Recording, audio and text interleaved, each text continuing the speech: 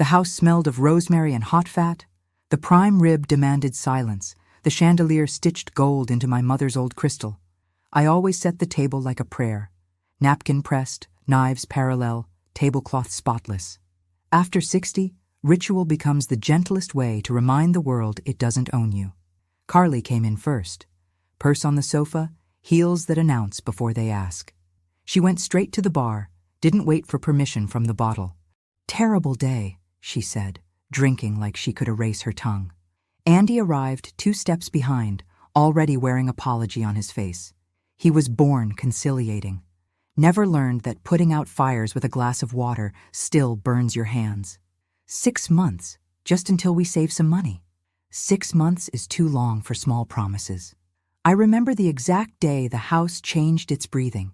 April 14th, when the mailbox brought bills with names that weren't mine. Paper always arrives before the problem. We sat. I spoke about the book of the week. Andy told a story about a stubborn beagle at the clinic. Carly rolled her eyes, like adulthood was a burden too big for her schedule. With every sentence, more wine. With every sip, less air. By the 3rd bottle, I realized the only way to save the night was to save the word no. She raised her empty glass like a queen summoning a servant. She didn't ask. She ordered more. I smiled the way a judge smiles when she already knows the verdict. "Carly, that's enough for tonight." The air cracked, the small sound only anger makes. "This is your house, not your courtroom," she said, laughing hollow. I looked at the straight line of cutlery, at the clean cloth, at the floor where I keep my piece polished. "Precisely because it's my house," I said softly. "No one drinks until they lose their face." She leaned forward, perfume too sweet for a hot Miami night. "You think you rule this place because you're old." They always confuse age with surrender. At 65, I don't shout anymore. I document. I've learned to choose myself without apology. Andy touched her arm. "Babe, don't." She shook him off like he was a fly. Habit, I thought. More than alcohol. It was habit. Habit of humiliation. I picked up the napkin. She picked up the glass. Sometimes life is just that sad choreography. "No," I said again. Plain, whole. Simple doesn't mean blind. I saw her jaw tighten. I saw the math before the motion. I saw the future coming on glass feet. The arc was short, the flash under the chandelier, the wet crack at my temple, warm wine, warm blood. Andy shouted my name and hers together, like a prayer trying to pick a side. I didn't cry. I pressed the cloth to the wound, stood slowly, and gathered the first shard with the care of someone handling both evidence and dignity. Zip bag, marker, date, 05/09, 8:03 p.m., Exhibit 1. I washed my hands, wiped the table, calmed my heart. The phone waited on the sideboard. I knew the number before my finger touched it. I dialed, not to fight, but to record, to give the future a fair memory. At my age, I don't beg the night to be kind. I ask for a deadline, a protocol, and paper. And that's what began between the meat and the broken glass. An archive. Subscribe to our channel. This helps our work reach more people. Sleep is a luxury when the house still smells of wine. I woke to the hum of pain behind my right eye and the kind of calm that only habit teaches. I made coffee, washed the dish I hadn't used, and put on the white blouse reserved for occasions when the truth demands contrast. At 8:10 a.m., I sat at the precinct counter. No sirens, no crime scene tape, just a form, full name, address, relationship to aggressor. I showed the officer the photo of the cut, the photo of the shards, the stained blouse. He looked more at the paper than at me, which in moments like this is a form of respect. "Do you want to press charges?" he asked. "I want to register it." I know the weight of verbs. I also asked about a restraining order. He explained the process: petition, photos, written statement. I gathered everything into a clear plastic folder. Paper sees what tired people forget. I returned home without hurry. The morning light mapped old dust. I washed the dishes, wiped the sideboard, changed the tablecloth. Then I went to the bedroom and brought out the metal box where I keep promises, my will, the deed to the house, my husband's death certificate, and letters that remind me who I've been. I placed Exhibit 1 beside them. I made an index in blue ink. 1. Assault. 0509, 8:03 p.m. 2. Police report. 0510, 8:10 a.m. 3. Photos. Printed and on USB. I clipped everything together. I collect clips the way some collect breath. At 11:27, I called the family court. The clerk's voice sounded like Monday, even though it was Saturday. She explained the procedure, advised me to include any history of conflict. I have no history, I thought. I have silence. And silence, when necessary, speaks. Andy texted around noon. She's sorry, it was the wine. Please, no police, we can talk tonight. My son's love always arrives apologizing for someone else. I replied, we'll talk after my filing on Monday. Until then, take care of yourself. He read it but didn't answer. The little blue check mark is its own kind of bruise. At 2 p.m., I sat at my desk and wrote my statement with the precision of weather reporting. No adjectives, no rage. I know that anger stains evidence, and evidence is all I have when other people's memories start protecting themselves. At 5 p.m., I set the alarm. Monday, May 12th, 9:00 a.m. File the petition. On a post-it I wrote, bring 3 copies. Don't forget USB. And in the corner, a reminder. Simple doesn't mean blind. Night fell softly, as if yesterday hadn't happened. I made vegetable soup, ate slowly, washed the pot, pressed ice to my temple, and counted the pain until it grew bored. When I turned off the light, the house breathed with me. And I knew. What began as dinner had turned into a timeline. Monday, 9:02 a.m. The clerk stamped my petition with a sound like a small hammer. Preliminary hearing, May 28th, she said. 2.5 weeks. The right amount of time for truth not to fade and lies to lose their lines. I thanked her, tucked the paper into my folder, and noted the date on my kitchen wall calendar.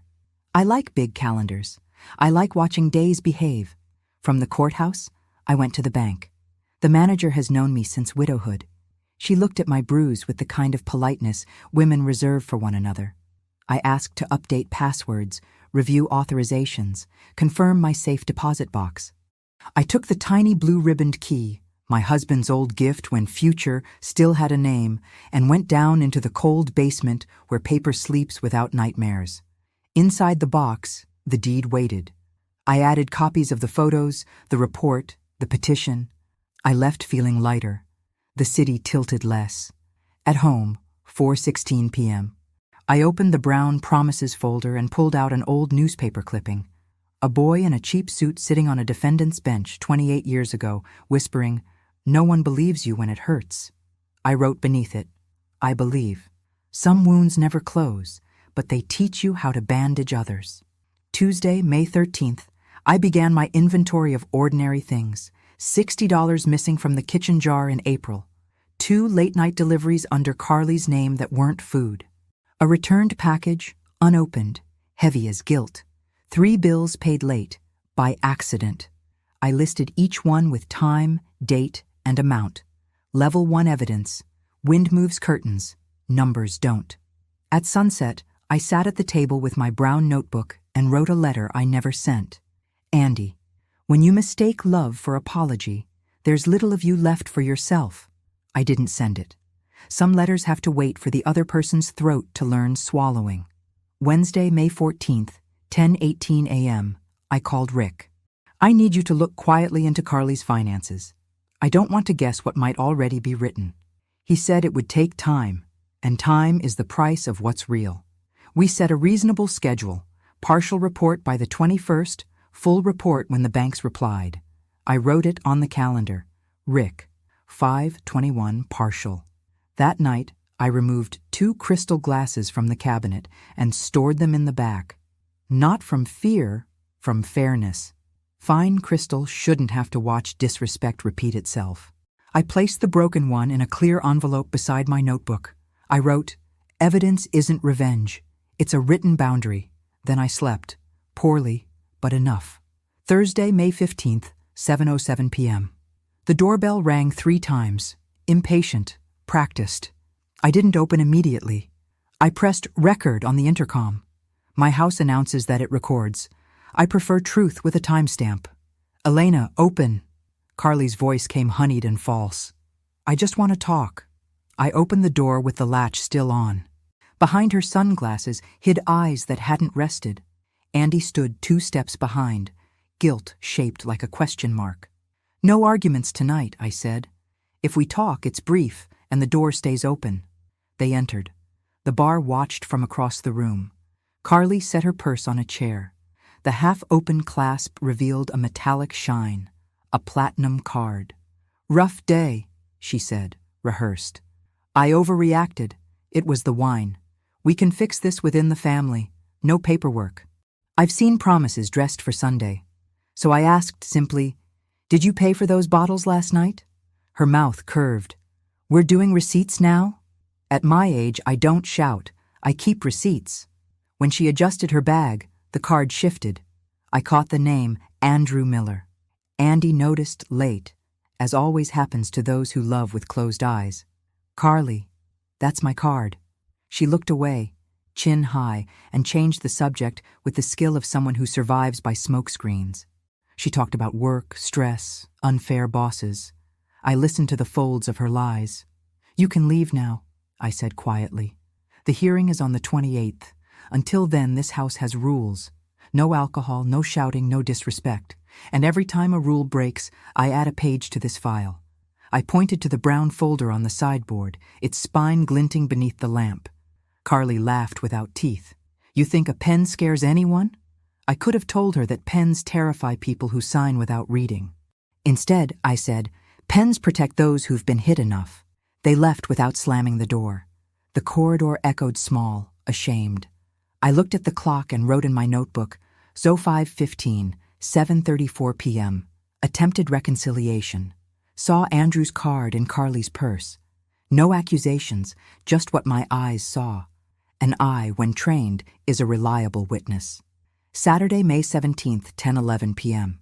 My neighbor texted, heated argument in the car. Concierge saw.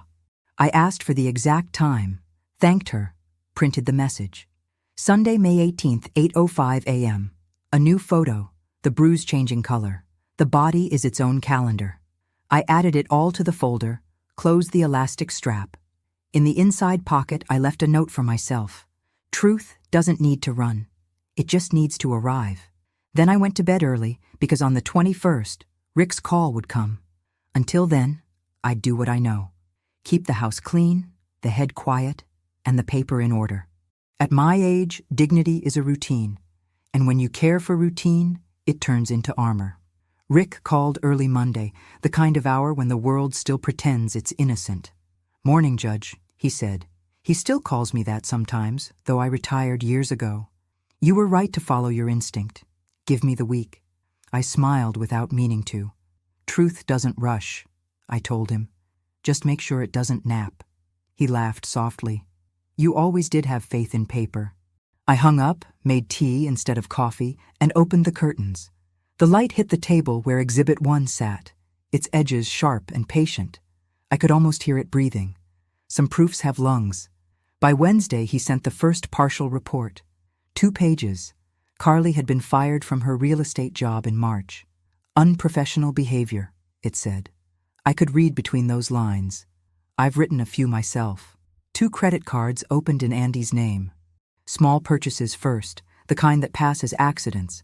Gas stations, groceries, 1 hotel in Orlando she claimed was work training. The pattern was neat, practiced.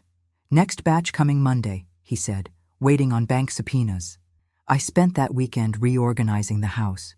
You'd be surprised how healing a drawer can be when it knows what it's holding. I threw away the things that still smelled of her candle, the scarf left draped on a chair, the bottle of Merlot unopened but already guilty. I labeled a new binder, Financial, Level 2. Each receipt got its own sleeve, date facing forward, edges straight. I've learned that order is not control. It's recovery with handwriting. On May 24th, I walked to the garden with pruning shears. The rosemary was overgrown, leaning heavy and wild.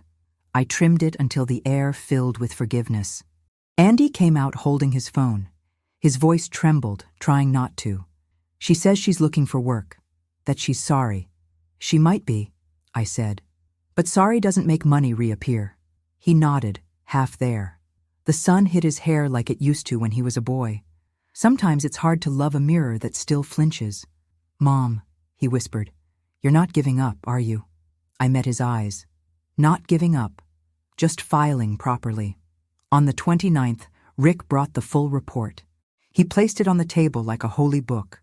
3 withdrawals, he said, from your son's retirement, totaling $400,000. The number dropped into the room like a stone into still water. I didn't gasp. I've seen numbers heavier than graves. $240,000 are recoverable through administrative reversal, he continued. The rest, markers at a casino in Broward. And this, he slid a printout toward me.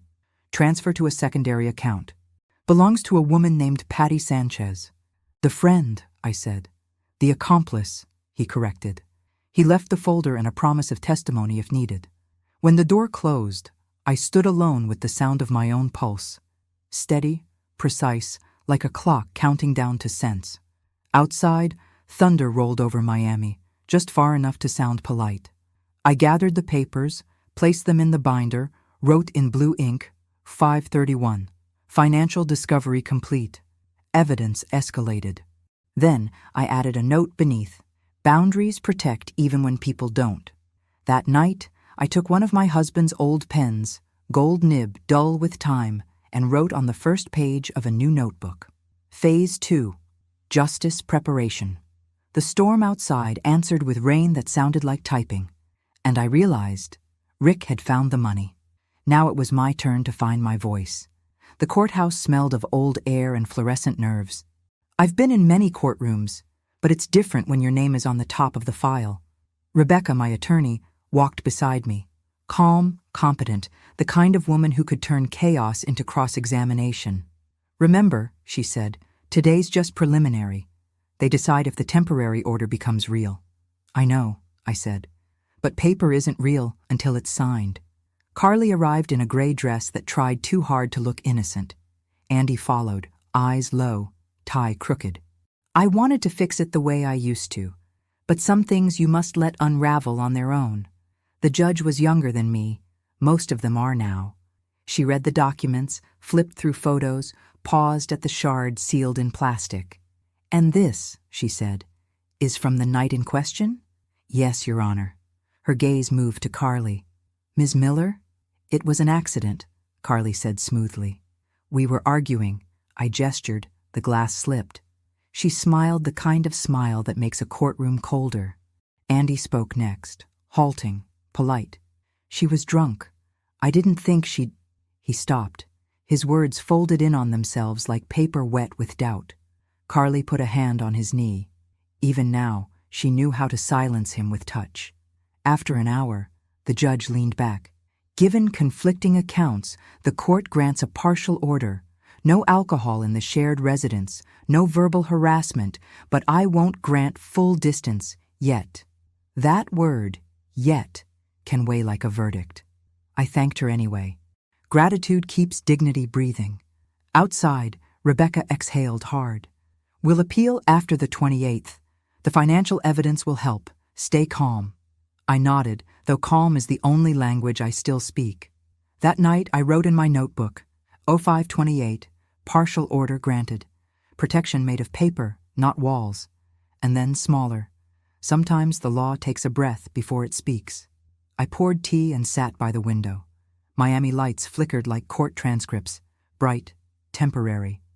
For the first time since the glass, I felt something that wasn't fear.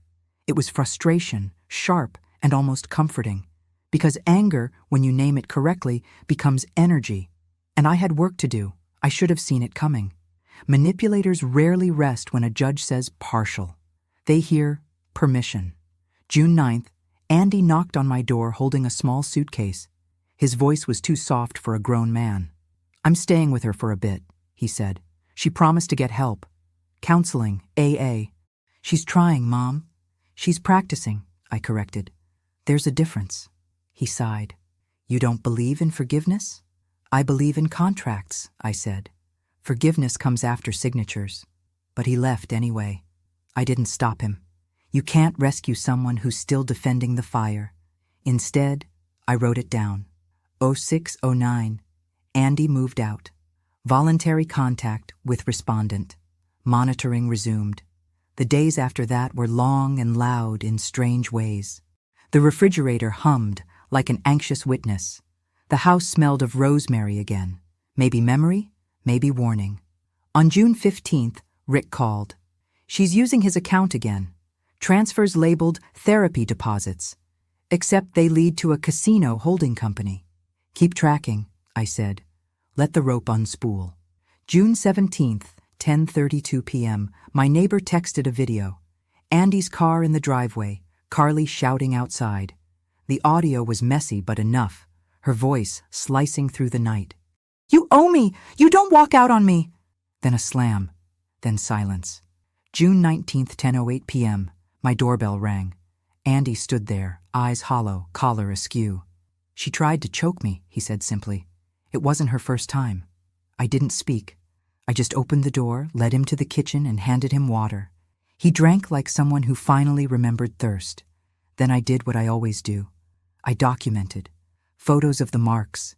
Screenshots of texts she'd sent minutes before. "If I can't have you, no one will." And the video. The proof that silence wasn't exaggeration. At midnight, I emailed Rebecca.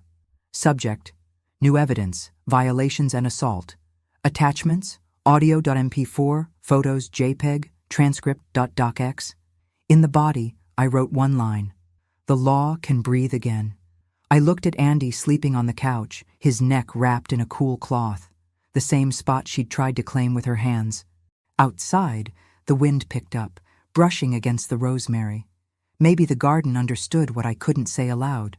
At 2:13 a.m., I slid the final page into the binder. Level 3. Image proof.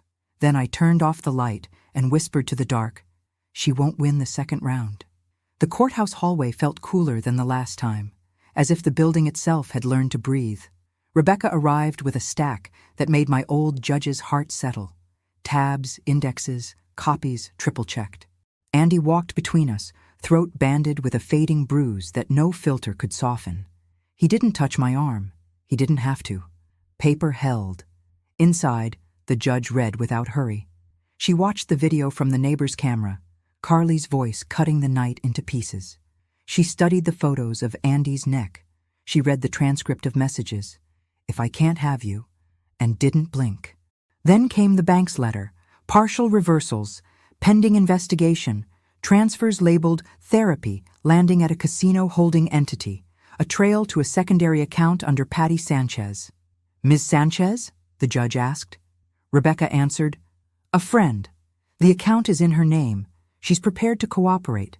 The doors opened a moment later, and Patty stepped in, wearing the look of someone who has run out of rugs to sweep under. She didn't sit near us. She stood alone, hands folded, and told the truth the way cowards do when courage becomes cheaper than consequence. Funds hit her account. She withdrew cash for Carly. She kept a small cut because fear has a price. She wanted out. She wanted clean. She wanted not to be a defendant on the wrong caption line. The judge listened, then placed two sheets side by side, the partial order from May and the new petition. When she spoke, her voice had the careful weight of something that can move walls. "The court finds escalation," she said. "Physical harm, financial manipulation, third-party rooting to avoid detection. Full injunction granted, no contact, no proximity within 100 yards. Surrender of firearms, if any. Mandatory program enrollment, anger management and alcohol treatment as preconditions for any future hearing." A sound moved through me I hadn't allowed since the glass. Not relief.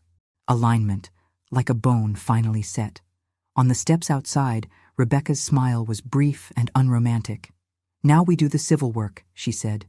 "Divorce petitions citing abuse and fraud. We hand the criminal referrals to the state. We freeze what can be frozen." Andy nodded, a hinge choosing a position. "What happens to Patty?" "Cooperation agreement," Rebecca said. "She won't wear your theft if she'll help us carry it." I wrote that sentence inside my head so I wouldn't forget its taste. Back home, I filed the injunction behind the first tab in the brown binder. I printed 2 extra copies and placed one behind the vacuum in the hall closet and one in the safe deposit box. Not to look at, to know. That night, I laid the broken shard on my desk and turned it gently in its sleeve. It flashed in the lamplight, a small, stubborn sun. The house exhaled. The rosemary outside tapped the window like a neighbor checking in. I slept without ice for the first time. Even dreams respect a locked door. Justice loves theater, but it actually prefers stationery. The next morning, I drew 2 columns on a yellow legal pad, private and public. Under private, change all of Andy's passwords, done. Place fraud alerts at credit bureaus, confirmed. Close any joint accounts, initiated. Schedule therapy, booked Tuesdays. Under public, divorce petition, Rebecca drafting. Notarized affidavit from Patty, set for Friday at 10. Formal referrals to State Attorney's Economic Crimes Unit, packet prepared. Subpoenas to the casino's compliance office, Rick handling. I wrote with my husband's old pen, ink the color of old courthouse doors. Each stroke steadied me. People think justice is loud because they only hear the verdict. They never hear the prep. Rick sent me a photo from a strip mall notary, Carly presenting a power of attorney with Andy's forged signature, the notary's stamp crooked as the ethics. He also captured the IP addresses used to access the 401k, a kitchen table Wi-Fi that still bore my last name, proof that theft had worn its shoes across my floors. Patty arrived on Friday with a trembling composure and a careful blouse. She brought screenshots, bank statements, a note scribbled in shame. I was scared she'd hurt me too. We did not absolve her. We thanked her for walking toward the light while it was still an option. I spent Sunday washing crystal I no longer intended to use. I wrapped each glass in tissue and placed them in a cedar box. Retired, I whispered, not exiled. The broken one stayed out, its job not yet finished. On July 1st, the bank's custodian updated their letter. $240,000 set for administrative reversal within the quarter. $160,000 traced to casino markers and Patty's account. A path that would be addressed through restitution and seizure. Numbers don't hug you, but they do hold you up. Andy cooked pasta that night and ate without flinching at the clink of forks. He talked about a 3-legged cat who'd learned to run circles around pity. We let the story sit between us, a small rehearsal for a different future. On July 3rd, I printed a draft of the divorce filing. The last paragraph read like air: no contact provision, exclusive use of the marital residence for petitioner, full accounting of assets, restitution of misappropriated funds, wage garnishment upon release. Rebecca doesn't write poetry, but sometimes the law rhymes. I placed the draft beneath Exhibit 1. The shard looked almost content, like a worker who knows the shift will end. Outside, fireworks practiced for a holiday. Inside, I practiced silence, the kind that doesn't surrender, only prepares. We met in a coffee shop no one would think to remember. Carly wore the bland clothes of someone who intends to lie without distraction. Her hands were steady, her eyes were busy.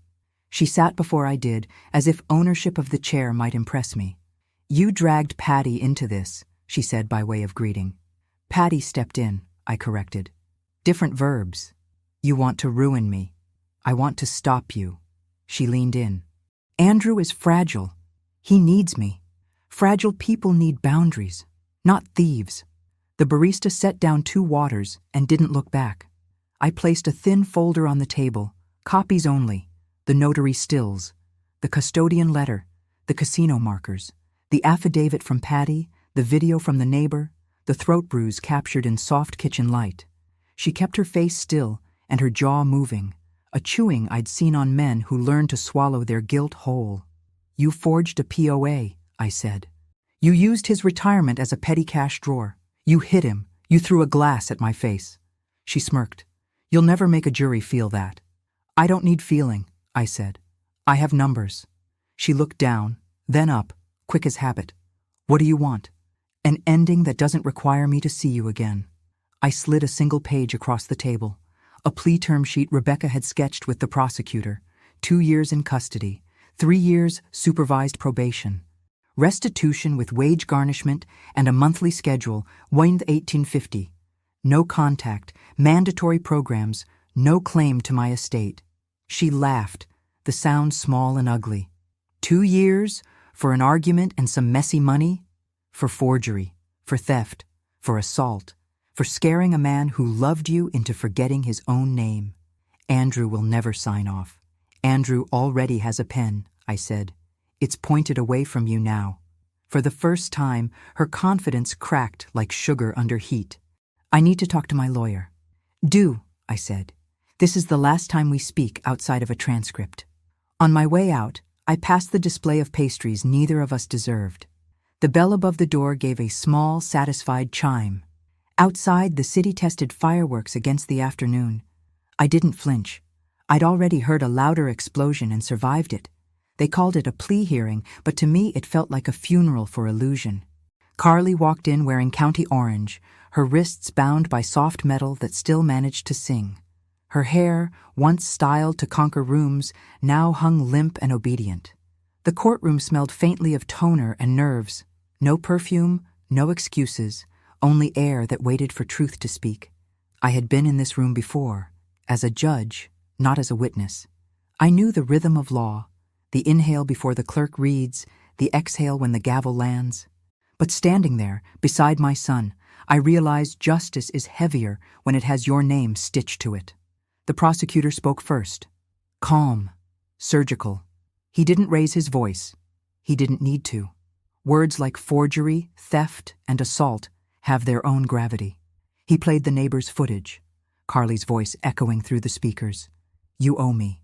You don't walk out on me. He projected the bank records. 4 withdrawals, 4 lies. He described the bruise on Andy's neck, the fingerprints that marked where love should have been. He said the word pattern, and every jurist in that room knew what it meant. Not an accident, not a lapse, but a blueprint. Her attorney tried to sand down the edges. He spoke of domestic tension, of financial misunderstanding, of passionate tempers. But passion doesn't forge signatures. Passion doesn't withdraw $400,000. Passion doesn't leave a handprint around a man's throat. Abuse does. Carly stood still, eyes glassy but dry. I watched her the way you watch a storm that has already passed, grateful for the distance, sorry for the wreckage. The judge, a woman younger than my own son, adjusted her glasses and spoke slowly, as if engraving each word into the air. This court recognizes a sustained pattern of physical and financial abuse. Given the gravity of evidence, the state's recommendation for confinement is reasonable. She turned to Carly. Ms.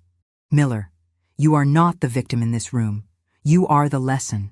That sentence, spoken softly, did more than any verdict could. It changed the air. When the deputies stepped forward, Carly looked at Andy, searching for the face of the man she used to manipulate. But he didn't look back. He kept his eyes on the floor, his shoulders steady for the first time in years. As they led her away, her voice cracked. Andy, please. But the metal door swallowed the rest. I didn't feel triumph. Triumph is noisy. This was quieter, like the hum of a clock that had finally been repaired. Outside, the Florida heat pressed against the glass.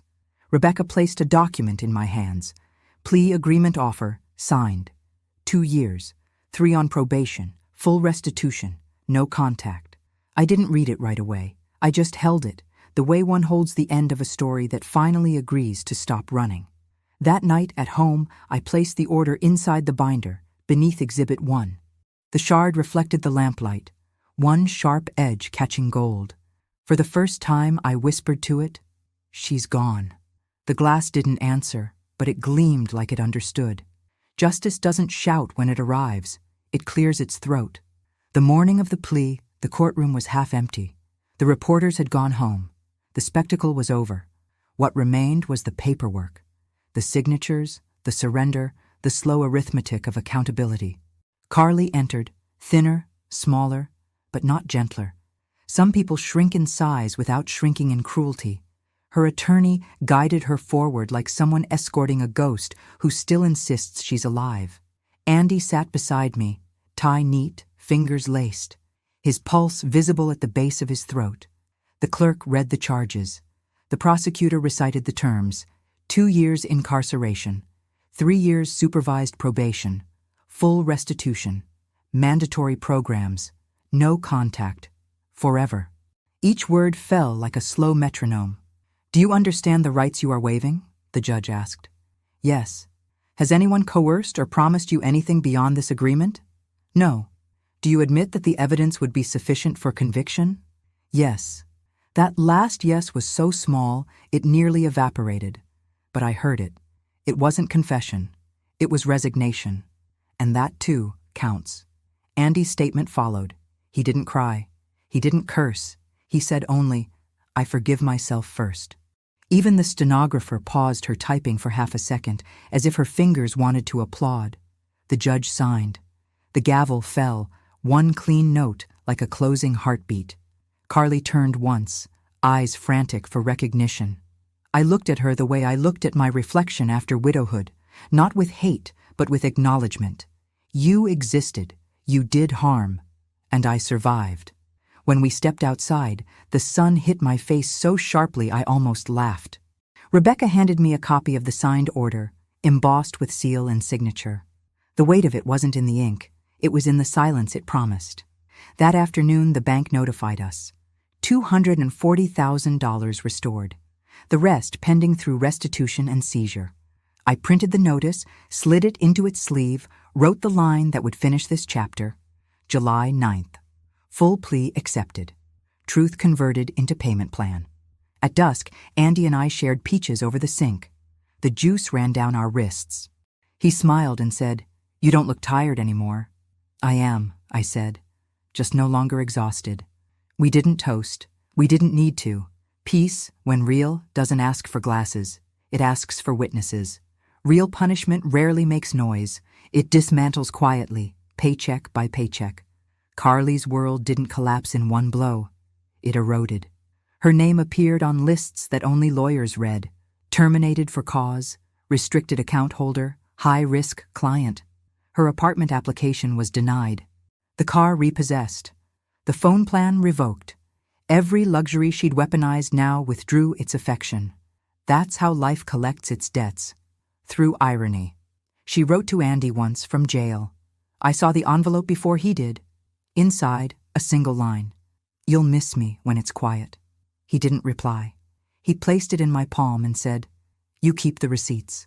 I did. But I also prayed for her. Not forgiveness, but perspective. Because people like Carly don't fear punishment. They fear irrelevance. Patty testified again that month, this time without trembling. She confessed what she'd known. The forged signatures, the cash withdrawals, the nights she drove Carly to the casino because she promised to share. Rebecca thanked her afterward. I didn't. Some truths don't deserve applause, only acknowledgement. The restitution began like a heartbeat, $1,850 every month, arriving on the dot. It wasn't money, it was measurement. Each deposit meant the story still respected math. The 25% wage garnishment kicked in once she found part-time clerical work. Justice doesn't need her to like it. It just needs her to show up. Andy started sleeping through the night. He began to laugh without watching me first, as if checking for permission. We painted his room a new color, fog gray, and I caught him humming while taping the edges, the kind of humming that comes from someone whose lungs have been returned. When the letter arrived confirming the permanent restraining order, I read it twice before taping a copy inside the closet, behind the vacuum. Not for superstition, for continuity, because order isn't absence of danger, it's presence of structure. At dinner that evening, Andy said, I don't know if I hate her or just want to stop remembering her. You'll stop, I said. Memory gets bored when it's not fed. After he went to bed, I walked to my desk. The shard glinted in its sleeve, patient, eternal. I touched it gently and whispered. She thought silence meant defeat. She never understood silence could be armor. Outside, the city pulsed like a heartbeat, finally matching mine. I closed the binder. For the first time, it felt light. August arrived warm and deliberate. The world stopped echoing. Mornings began with the sound of coffee instead of defense. The house no longer flinched when someone knocked. Even the walls seemed to stand taller, maybe because we finally did. Andy returned to work full-time. He started volunteering at the clinic's Tuesday night group. Survivors, both men and women, learning to reclaim their own names. The first night he spoke, he came home quiet, reverent. "I told them what she did," he said, "and no one looked at me like I was broken." I smiled. "You were never broken, just interrupted." I played piano again. Chopin in the mornings, Bill Evans at night. The house understood both. Rebecca mailed the final divorce decree, 1 paragraph long, simple, exact, merciful. I filed it under a new tab labeled Closure. I like tangible ends. In late August, the final restitution confirmation arrived. Balance adjusted, schedule maintained. The bank clerk wrote a note in the margin. "Ms. Miller, it's almost over." Almost is good enough. Healing doesn't happen in a single signature. It happens in the daily choosing not to reopen the file. That evening, Andy and I ate soup in silence. Not awkward silence, but the kind that means safety. After dinner, I moved the injunction copy from behind the vacuum and replaced it with the decree. It felt symbolic, trading fear for fact. Before bed, I wrote in my journal, "Peace doesn't erase, it archives." Then I slept with both hands open. September sunlight has its own gentleness. It doesn't prove, it forgives. I took the broken shard from its bag and placed it in a thrifted gold frame, edges flaking in honest ways. Beneath it, I wrote in ink, "Evidence of the evening I chose myself." I hung it between the mirror and the light switch, 2 places that know how to reveal without asking permission. On Sunday, Andy cooked dinner, garlic, thyme, slow roast. He set the table with the everyday plates, not the crystal. We don't need glass to feel whole. Before we ate, he handed me an envelope. Inside, a photo from his support group, a room full of people mid-laughter. On the back, 6 words. "I choose me because you did." I didn't cry. I nodded. The kind of nod you give to time itself. We ate in peace, washed dishes like a duet. Later, I sat on the porch, the air full of ordinary noises. A barking dog, a child bargaining for 5 more minutes, someone humming an old tune out of key. The kind of world that exists when nothing needs fixing. Inside, the framed shard caught a line of lamplight, 1 flicker, 1 heartbeat of gold. I smiled, because sometimes justice isn't a sentence. It's a reflection. They once called me simple. Simple doesn't mean blind. I don't scream anymore. I document. And when the next test comes, as it always does wearing new clothes, this house won't raise its voice. It will raise its file. If this story gave you strength, help us by sharing, liking, and hitting the notification bell. We'd love to hear in the comments which part of the story you liked most. See you tomorrow.